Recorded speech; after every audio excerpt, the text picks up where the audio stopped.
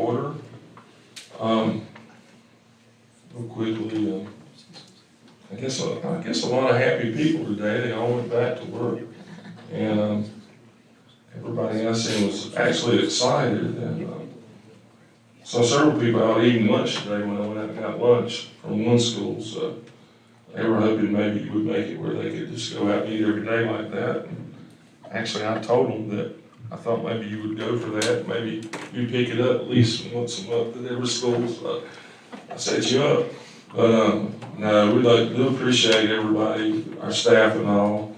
And Beverly, we sent out something today on behalf of the board, welcoming them back and thank them for all they do, and hope they had a good summer, and I guess welcome them back to the real world.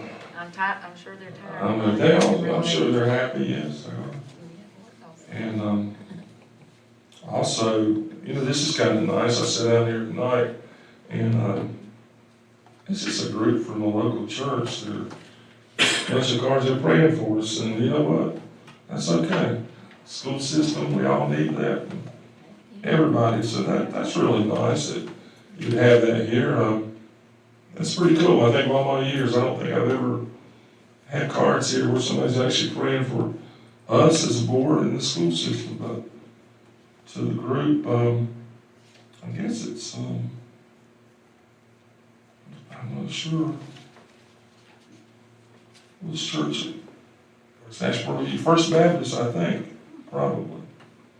Is that the church you go to? It's in the envelope. Well, that's awesome. That's good. It's on the envelope. Yeah, that's good. I bet they pray for you too. So that's good too. Anyway, we certainly appreciate that. It's First Baptist Youth of Asheboro. Thank you so much for thinking about that. That's very special. And at this time, speaking of prayer, I'm going to ask Maxine to lead our meeting in prayer. Let us pray. Dear Lord, thank you for everything that you have bestowed upon us. Guide this year with our staff, our students, and our administrators, and keep our schools safe throughout the year. I ask all this in Jesus' holy name. Amen. Amen. At this time, I'll ask that you stand for the Pledge of Allegiance. I pledge allegiance to the flag of the United States of America and to the republic for which it stands, one nation, under God, indivisible, with liberty and justice for all.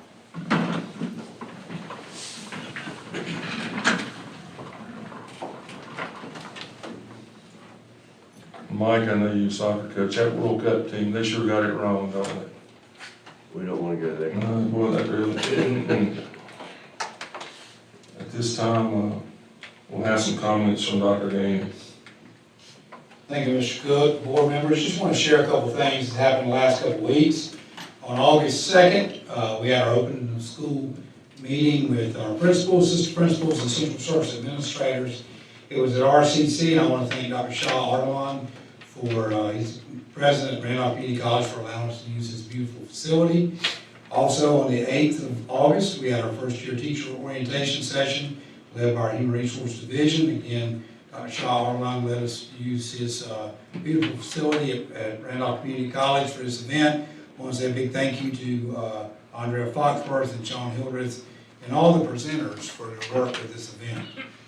That night on the 8th of August, I want to point out a special event. It's become an annual event in our school system and in our county.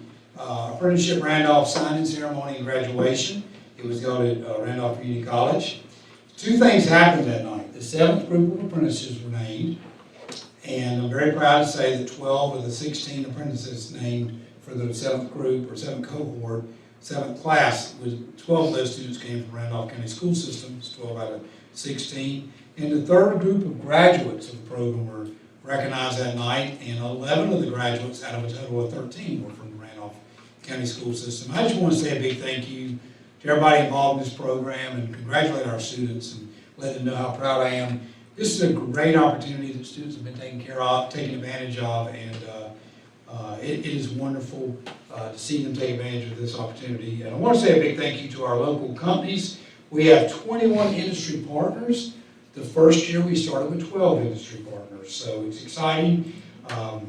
Really proud of our kids because some people don't realize that all high school students in Randolph County are eligible for this program, whether it be in the charter school, the private school, homeschool, or Ashburn City Schools, or Randolph County School System. And to date, by my numbers, 123 students have been selected for this program. 93 of them have come from our school system. So very excited to, again, see our students taking advantage of this opportunity. Had a chance last Tuesday, Wednesday, and Thursday to go around and talk to our bus drivers and welcome them back and thank them and just remind them how special they are in our school system. We had different meetings in different zones last week. And then finally today, our school-based staff came back at all the schools but the early college. Early college, as you know, the staff came back on the 31st of July and they started school 2 weeks ago. But I'm just glad to have our staff back. This morning I was asked a question about the start of school, and I said it's exciting for the students to come back. And as I said that, I was telling my wife, I just came out because it's the other part of it. When the students come back, the wonderful staff comes back with them. And that's, we're fortunate. We have some great people around our kids, and we have great kids throughout this county, and so very exciting to see today happen, and next Monday will be even more exciting. And just to thank you to the community as well, because our community is so helpful as we get the routine of school going back, because there's going to be added traffic on the roads, and our community, all throughout this county, the communities are very helpful as we get the buses back on the road, the student drivers back. We get a lot of help from people giving us some space to get the routines going again. So, Mr. Chair, this concludes my comments. I also want to take a moment and give all the board members a schedule of activities coming up. It goes deep into the year. I want to point out one thing that you've seen, but it's going to come pretty quick. Our Teacher of the Year banquet is September 5, the day after Labor Day. We moved Teacher of the Year banquet to the fall 3 years ago. We had to cancel the first one right about the time we were to have that banquet because of what was going on at the time with the pandemic. But this will be our second year with it in September. And so just want to put that on your radar. It's a great event. Get to see a lot of people throughout our school system at that event. So I hope you can make that event and make sure, I guess, Ms. Foxworth, you and your staff are working with board members on make sure we have space for have a reserved seat for you if you're planning to come. But I do encourage you to come because you're going to see 32 great teachers, and then we have our finalists, of course, that have been named, and then that night we'll name the 2023-2024 Randolph County School System Teacher of the Year. So be exciting night at Pinewood Country Club. This concludes my comments. Thank you, Dr. Gaines. And this will be just for Randolph County? Yes, School system. it'll be our school system. Sure. Be the only one. And there should be enough room upstage for all of us this year. I couldn't resist. But, anyway, we need a motion to approve the July 17, 2023 minutes. Have a second? Second. All those in favor say aye. Aye. Okay. We move, we have no recognitions tonight. We have no one signed up for public comments. So at this time, we need a motion to adopt the meeting agenda. All right, have a second? Second. All right, all those in favor say aye. Aye. Opposed? Okay. We'll move on to the information items with Dr. Gaines.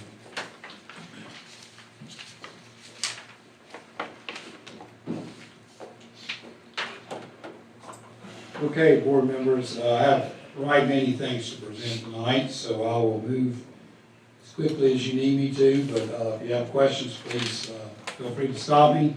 We have several gifts to present tonight. First gift in your packet is Culver Elementary School. On August 7, Gary Cole, principal of Culver Elementary School, made me aware of a gift of $2,100 from a local minister to be used for student needs throughout the school year, such as food, clothing, and other basic needs. I accepted this gift on August 7th. All of these gifts are information items because they all came in at $5,000 or less per board policy 8220. The next gift is multiple gifts to Farmer Elementary School. On the 10th of August, Judy Cagle, principal of Farmer Elementary School, made me aware of these gifts. And they're multiple gifts, so I want to make sure I recognize the individuals. Dawn Collins gave $50 for the school's book vending machine that they're going to purchase. Emily Cagle gave $100 to the school for the purchase of the book vending machine. Melissa Long gave $100 for the purchase of the school's book vending machine. Garner Seed Company donated $100 for the purchase of this book vending machine. Tom's Creek Nursery donated $250 to be used for the purchase of the school's book vending machine. And also Tom's Creek Nursery donated $250 for supplies for the school's art teacher, Ms. Layra Gohanova. And so that $250 was specific for her art class. So all of these gifts were accepted on the 10th of August. Next gift you have is Franklinville Elementary School on August 7th. Katie Henderson, principal of Franklinville Elementary School, made me aware of a gift to her school from Lakeside Park Church of God in the amount of $800 to be used for school supplies. I accepted this gift on August 7th. Next, we have a gift to Liberty Elementary School. August 1, Corey Cole, principal of Liberty Elementary School, made me aware of 2 leather chairs and a leather couch given to his school by Klausner Furniture. Total value of $2,500, and I accepted this gift on behalf of the school system on August 1. The next gift is Northeastern Randolph Middle School.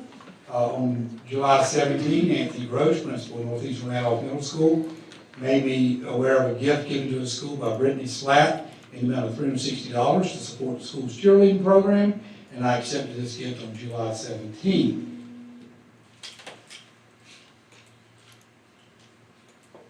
We had a gift to Randleman High School, and Corey Phillips, principal of Randleman High School, sent me an email on July 13. It was a baby about this gift. It was a baby grand piano to be used for the school's chorus program and band program. And it was given by Marty Collinson. The value of this gift was $1,500, and it was accepted on July 13. And the final gift was on August 9. James Johnson, principal of Southeastern Randolph Middle School, made me aware of a gift from Tahisha Carter with Modern Woodman Fraternal Financial in the amount of $613 to be used for campus beautification projects at school. And I accepted this gift on August 9th. The next information item you have in your packet, board members, is something that happens as we continue to work through the board policy manual. We haven't had this in a while. These are exhibits. So for those of you who've been on the board and those of you new board members, you may remember that we have policies, and sometimes we'll have an exhibit attached to a policy, like a form letter or maybe a regulation, which gives you a little bit more detail of how to implement the policy. I always think if you have your policy, and some policies have regulations that are labeled with, the exhibits have the capital E, but the regulations have a capital R, and it may give you more detail. It just depends on what the policy is about. We don't have a lot of regulations, don't have a lot of exhibits, but one thing you don't need in your board policy manual is outdated exhibits and regulations. So the 17 items there are items that we have found that are outdated and have been replaced by other exhibits. Now, some of these exhibits print right out of Power School now. Some of the exhibits regarding, like, you see some long-term suspension letters. We have a template we've been using for about 9 years to make sure that the required legal requirements are in the long-term suspension letters. There's about 14 things, Elizabeth, if I remember right, that we have to note. And the last thing we need is all 32 principals having to remember to make sure they got all 14 things. So we have a template. So we found these items buried in our board policy. We don't use these anymore. And so just to clean up, Mr. Lanier, Ms. Whitaker, my first 3 years here, we did a complete review of our board policy manual and brought a lot of things up to date, or got it up to date. And so this is, as we continue to find things, we will pull those. But these are being pulled from our manual, but we wanted to make you aware of it because my responsibility to you is when we pull exhibits and regulations is I need to make you aware of it as information on it, okay? This has nothing to do with the content of a board policy. So just so you know that. All right, and honestly, it's so hard in the board policy manual to keep up with your policies and keep up with exhibits and regulations. You're gonna get them, something's gonna get out of date or outdated or no longer used and stay there. So, you know, it's good practice to have as few of those as you can over time, so. All right, any questions about that as I move to the curriculum and instruction information? Any questions about the first items? Okay, this next information is our Read to Achieve summer camp.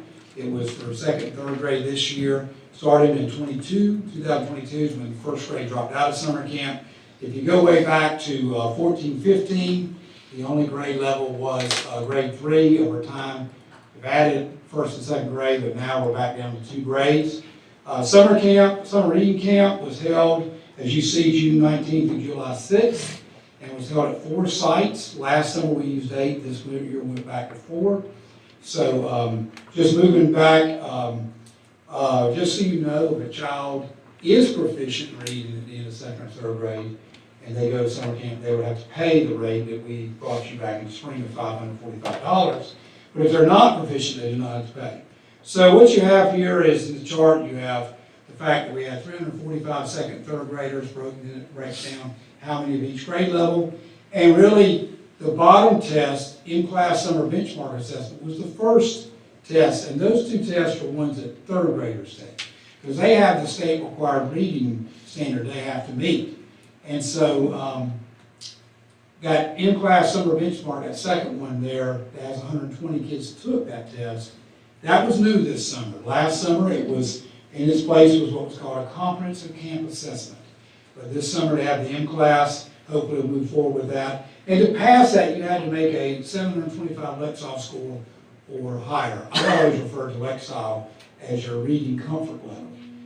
Lexile levels go from 200 up to 1600, from advanced reader to, if you say label as beginning reader, 200, below 200 to above 1600, which is your advanced reader.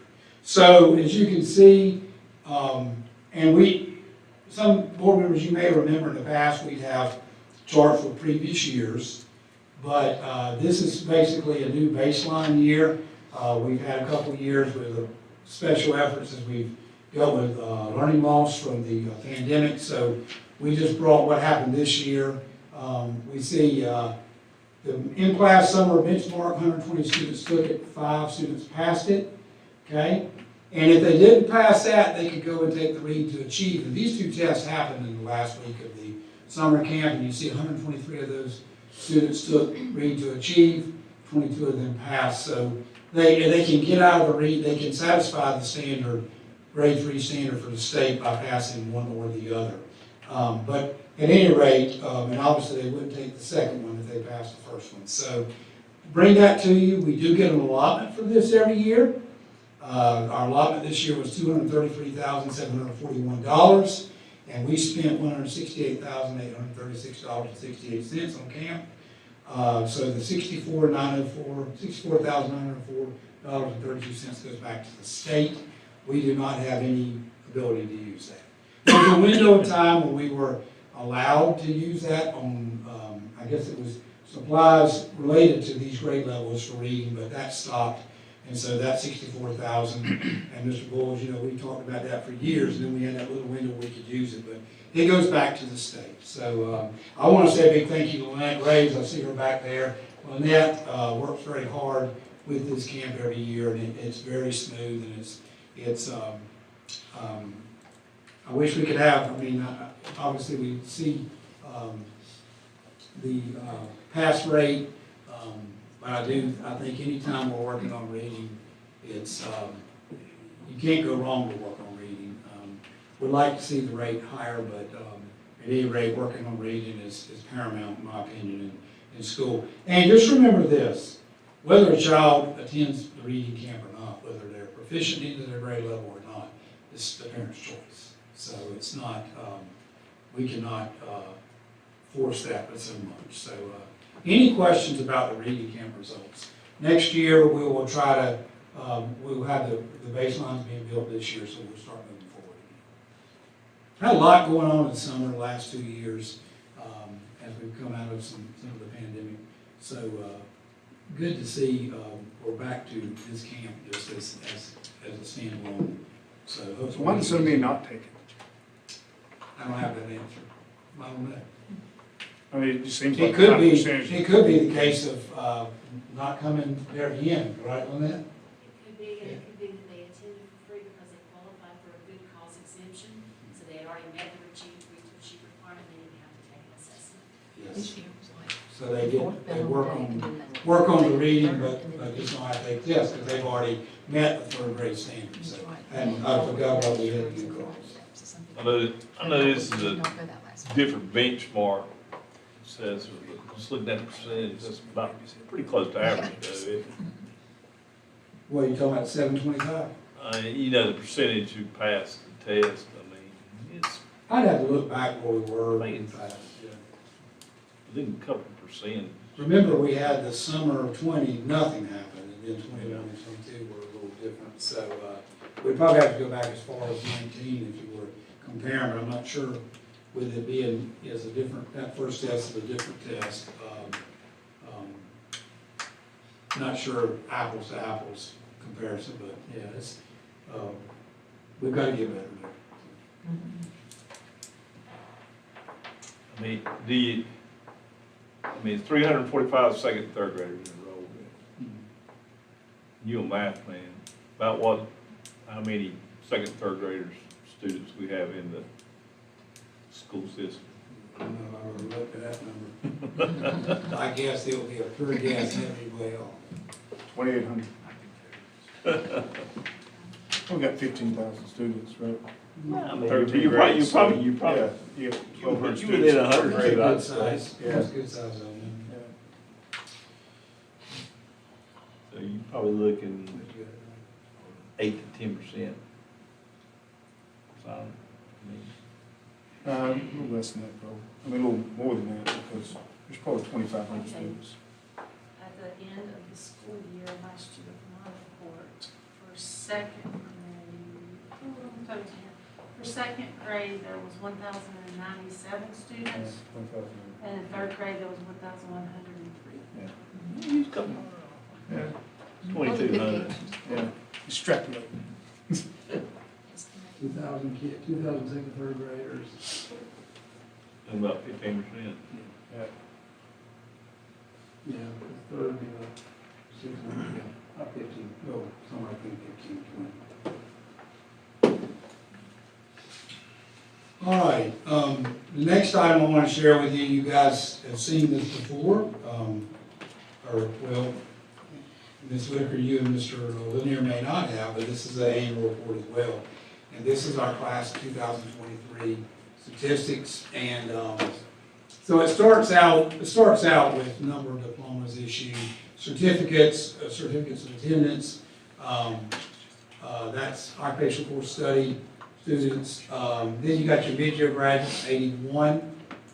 And then the real interesting piece right there to me is when you start looking at percentages of what people are doing, and you can see that public-private, 29.9% of the students are seniors. That's where they're going. Community college, private junior college, trade school, 43.4%. Military, 3.5%. And then workforce, 21.5%. So that's, and I've always, we looked at this a lot, and then we've had some fluctuation here. 18 students total, 1.7 when surveyed.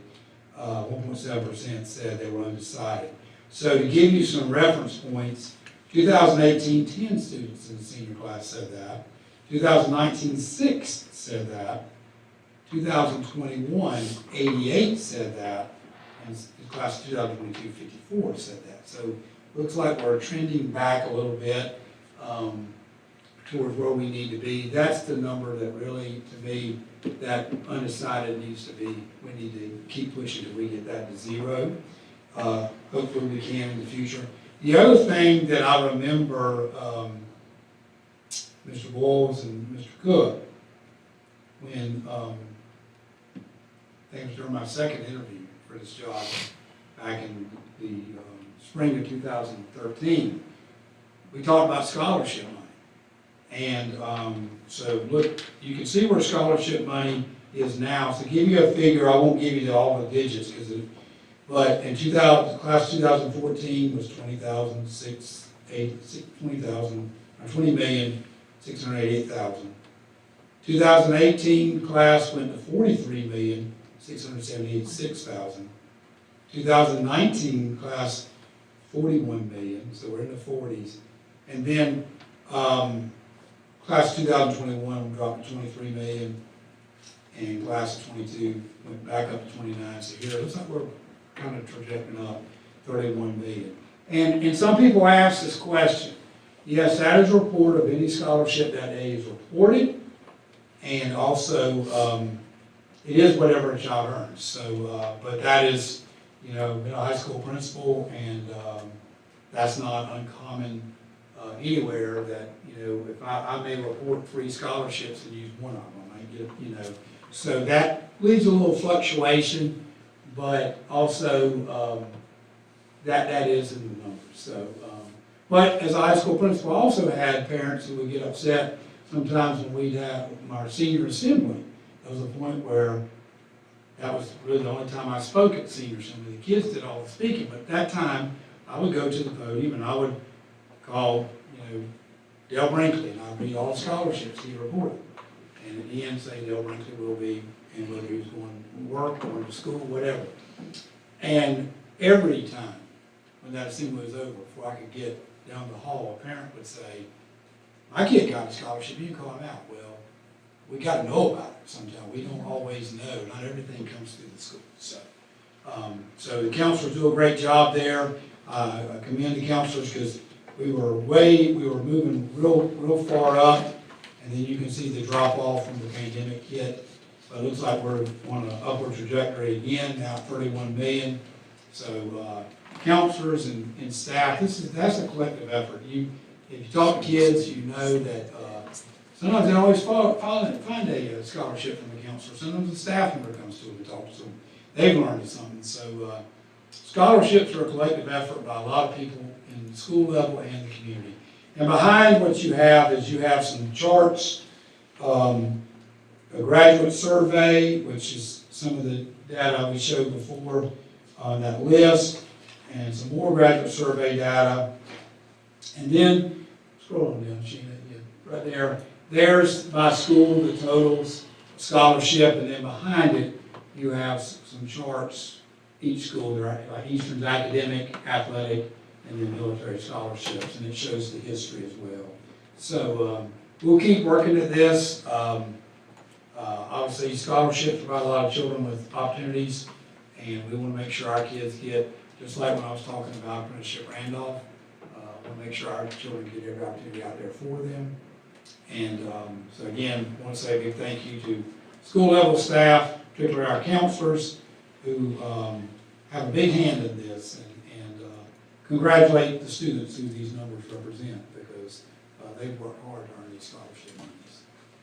And, what will be interesting is if you could, I don't know how we could ever do it, but I continue to hear stories about how students go away to school, and then they get on those campuses, and professors and other staff see them, and they wind up with even more scholarships. So I don't know how we could ever trace that, but that's a big. What would be more interesting is talk to them 7 years later and how many student loans do they have? But I'll be quiet. The breakdown I would like to see is, you know, we got here, how many kids going to a private four-year college? How many going to community college? How many in the workforce? To see the percentages over that over a time period. That way, you know, if we got less kids going four-year colleges, going to community college and stuff, you know, that might tell us where our CTE programs are. Well, I've got some of that. Okay, I mean, because, you know, a lot of kids today go to college don't mean you're going to be making big money. People go out in the work sector and make more money than they can going to college. And that's preparing kids for life. So if you look at public and private four-year colleges, last year it was 26.9%. The year before was 28. 0.8%. To your point, community college, private, where's community college? Private junior college trade schools, 43.4 this year, 42.8 last year, year before that was 40. So that seems to be kind of holding in there pretty solid.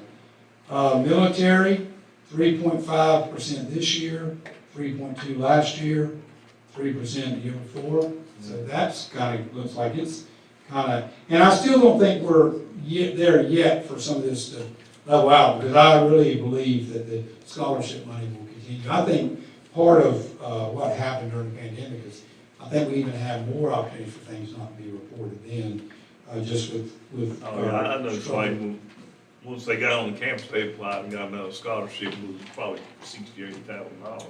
See, when you talk about who goes in the workforce, Mr. Bowles, 21.5% class 23, class 22, 21.9, and class of 21, 20.9. So that seems to level out, but it will be curious to see what happens the next couple of years as we get farther and farther away from what was a very unusual time. Because I know I was watching a program or something on thing the others, UNC Chapel Hill was talking about, kids went to college and they graduated. It used to be like 65% of them had a job when they graduated college.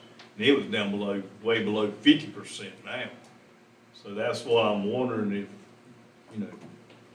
like I say, college is not for everybody. Any other questions, board members? That's all I have for you tonight from these areas. Any other questions? No?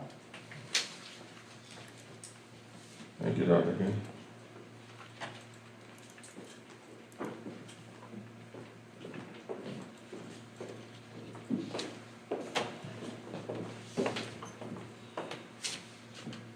Good evening, board members. Per board policy 6420, the Randolph County School System has entered into following contracts in the amount of $50,000 over the past month. So we have 15 tonight. Most of these are blanket POs, blanket purchase orders, so I'll go through these. If you have any questions, just let me know. The first one's Snyder Fleet Solutions, bus tires, $90,000. That's a state contract purchase. Carolina Thomas LLC, bus repair replacement part, $65,000. It's another blanket PO. Tire Solutions, bus tires, these are recaps for the rear wheels, $65,000. Gregory Pool Equipment Company, repair and replacement parts for the bus, $65,000, blanket PO. White's International, same, $65,000, repair replacement parts. Walker Auto Truck in Napa, same bus repair and replacement parts, $50,000 blanket. Then we have Rent, Seed, and Oil, so that's diesel, fuel, and gas, $175,000. East Coast Tires, one correction here, those are not for buses, those are for our fleet vehicles. Those are for automobiles, $65,000 blanket PO. Class Link, Identity Access Management System, $63,360.05. Laser Works Alliance, Speech Language Therapist Assistant Services, $85,000. Bayada Nursing Services, $68,000. Snyder Electric Buildings, HVAC Service and Repairs. And Larry, that's a blanket also, is it not? Freeman Ford, that's a maintenance vehicle purchase, $72,740. And then two for Integrity Air Services LLC. The first one is HVAC repair, Trinity High School, that's for the theater, $52,323. And then the second one for Integrity HVAC, installing a unit in the warehouse, $73,385.95.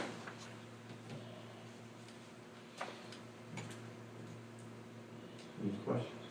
So these are blanket POs, I mean, have we purchased any of these bus parts so far? I don't know if we have, it would just been in the last week or so, because most of these are pretty recent. They don't purchase until I sign the PO, so I signed most of these in the last couple of weeks. So that, they very well may have purchased a few. Board members, remember last year we got out in front of a tire issue. Remember, there was a pretty substantial tire issue across I guess the region, maybe across the country, Larry, but Wendy caught wind of it before we were without. And so when I see the East Coast Tire thing, we'll use that again, I'm sure. Just the reason I asked, because I know Fred and I am, you can sign a contract or something, and before you get it, they send you another invoice, and it just went up $20,000. Well, on these, since they're blankets, the purchase order is just encumbering that amount of money, sitting that amount, the specific items haven't been ordered, so, yeah, I mean, on some of these, it might be months before we use it, and of course, the price will be the price of the time of order. Right, that's what I was saying. And on some of these, you'll see another blanket later on down the line, especially for fuel, of course. Yeah.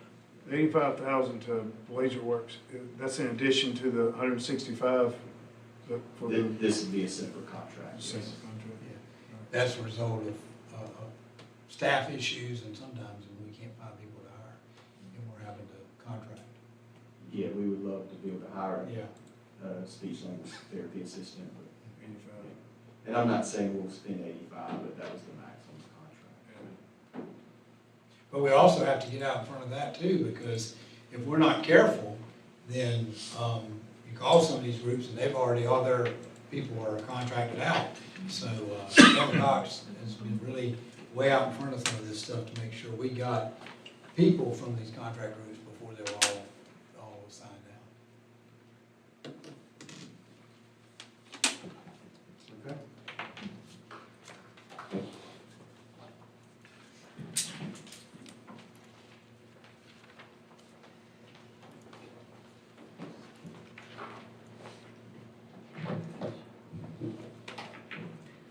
Good evening, board members. Per board policy 3470-4305, the alternative education option for students who are long-term suspended, I have to slow down because that's a tongue twister for me. Plan is to be reviewed with the board on a regular basis, so tonight I bring this plan to you as an informational item. The plan applies to students who are removed from the classroom but are not eligible for our in-school suspension or intervention center or I-CART. So again, it's for our long-term suspended students. As you know, we are required to provide education to these students that are long-term suspended unless a parent rejects that offering in writing. So the plan shared with you today shares our plan for each grade level.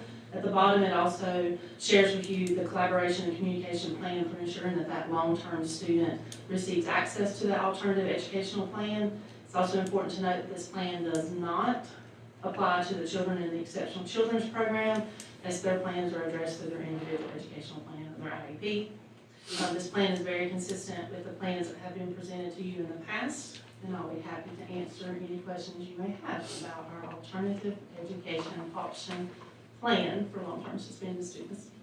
And board members, just know that we have been using this plan, not many revisions to it, but obviously as online options have increased over time. But we actually presented this plan for the first time October 19, 2015, and have been using it all through this time, ever since the 15-16 year. We worked very closely. Those were early days of working with Elizabeth Troutman and Jill Wilson, but I think Elizabeth, that's about the time we started working with you a lot. And so this has served us well. What some people don't realize is when a child gets suspended for school, which is for long term and they're out for the rest of the year, we have to provide an education for them. So it has worked well. I think our staff's done a really good job with it, and obviously as more online instruction occurs universally, this plan really fits into that. And so just want to bring it to you. We'll bring it to you every year in August as we get ready to kick off the school year. Thank you.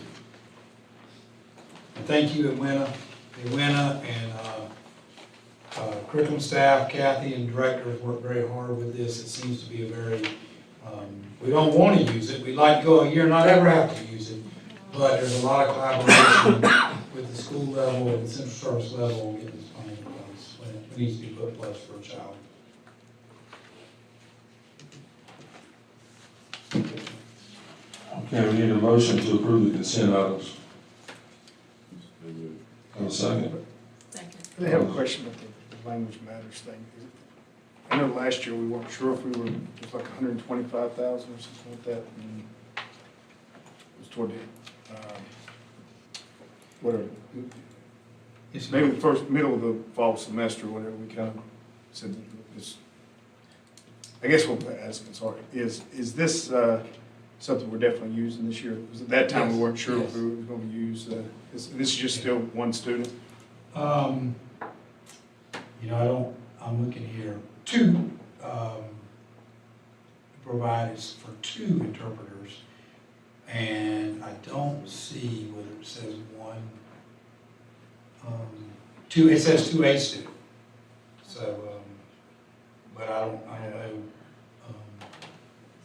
I know last year when we were talking about, it was like 125, because there was going to be prorate or something like that. maybe. You know, anything we don't use won't, you know. Right, but I was just curious, last year I think we talked about, we said it was only one student that was using this for it. I was just curious if it was still, one student. Well, when I'm looking at it, I see a student, so Yeah. I'm gonna assume that, Mr. Burgess, I'm gonna assume that because, with other staff we have in place.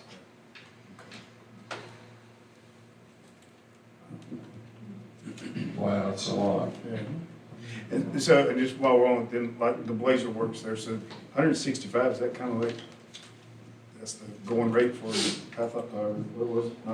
So, no, Well- was that, school psych? Yeah, school psychologist. Psychologist on that. And we're right in there, that's another one of those areas that Yeah. you struggle, I mean, getting all those positions filled. If we didn't have these contract positions, we would be really, because just like with EC teacher that has a caseload of IEPs, you know, these psychologists have a caseload of working with working through the years. So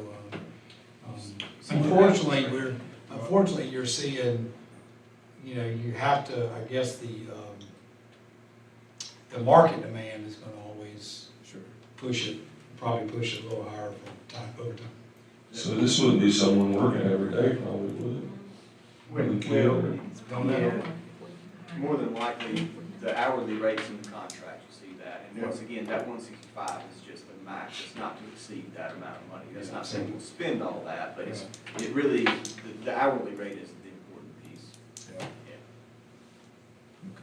The last thing we want to do is get in the middle of the month and hit a cap, and we gotta stop services. Oh, I get it, so you could be covered if you had to add a couple Yeah. more kids or something, possibly. Or if more services needed. That sounds better. Yeah. It makes you feel better. It does, I get. I like it's not easy to do it. For those kids going to college. I wish we could find, I wish we could find staff to fill the Yeah. positions, but That's where you. very need to hard to fill positions. Wow.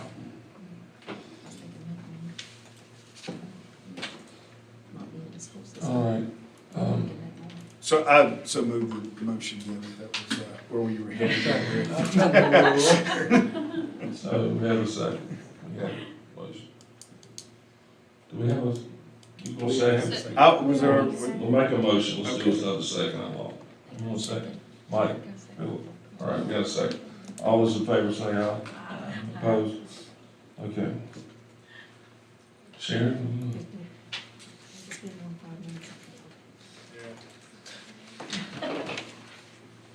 I move that the Randolph County Board of Education enter into closed session pursuant to North Carolina General Statute 143-318, and to preserve the attorney-client privilege to discuss confidential personnel matters protected by the North Carolina General Statute 115C-319, and to discuss confidential student matters, if needed, protected by FERPA. All right, we have the motion, do we have a second? Second. All right, all those in favor say aye. Opposed, we're in closed session.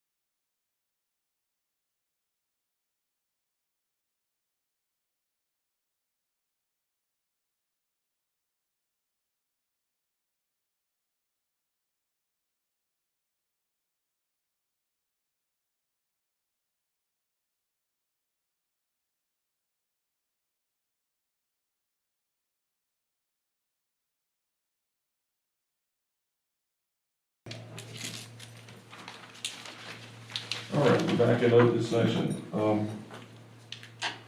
We need a motion to approve the certified personnel report. So moved. Have a second? Second. All those in favor say aye. Opposed? We need a motion to approve the classified personnel report. Motion. All right, second? Second. All those in favor say aye. Opposed?